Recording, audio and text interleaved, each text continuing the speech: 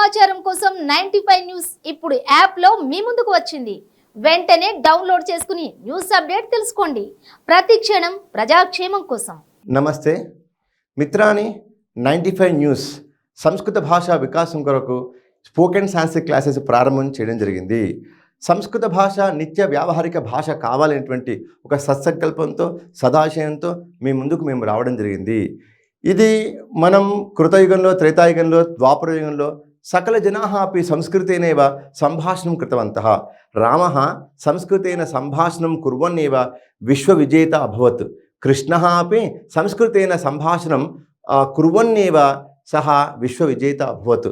అలాంటి సంస్కృత సంభాషణ మనం కృతయుగం, త్రేతాయుగం, ద్వాపరయుగంలో, కలియుగంలో కొంతకాలం పాటు కూడా నిత్య వ్యవహారంగా ఉండేటువంటి భాష. అయితే మనం స్పోకెన్ సాంస్క్రిట్ నేర్పించకపోవడం వలన ఒక శాస్త్రీయ రూపంగా, ఒక విజ్ఞానాత్మకంగా ఈ సంభాషణను స్పోకెన్ సాంస్క్రిట్ మనం ముందుకు తీసుకుని వెళ్ళకపోవడం వలన ఈ యొక్క సంస్కృత భాష నిత్య వ్యావహారిక భాషగా కొంచెం దూరమైనది.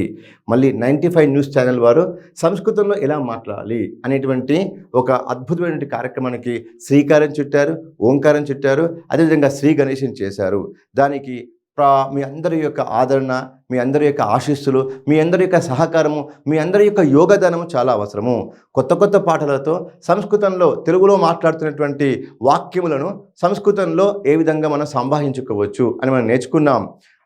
అక్కడ సింహం ఉంది, అక్కడ పిల్లవాడు ఉన్నాడు అంటే తత్ర బాలకః అస్తి. ఇలాంటి గొప్పటువంటి పాఠాలు తెలుగు సంస్కృతం కలిపి మనము ఈ యొక్క స్పోకెన్ సాంస్క్రిట్ క్లాసెస్ని ప్రారంభం చేసుకోవడం జరిగింది. కావున పూరేకవారం అహం వినమ్రేణ వినయేన వదామి. మనం ఈ యొక్క ఛానల్ని సబ్స్క్రైబ్ చేసుకుందాం, లైక్ చేద్దాం, షేర్ చేద్దాం.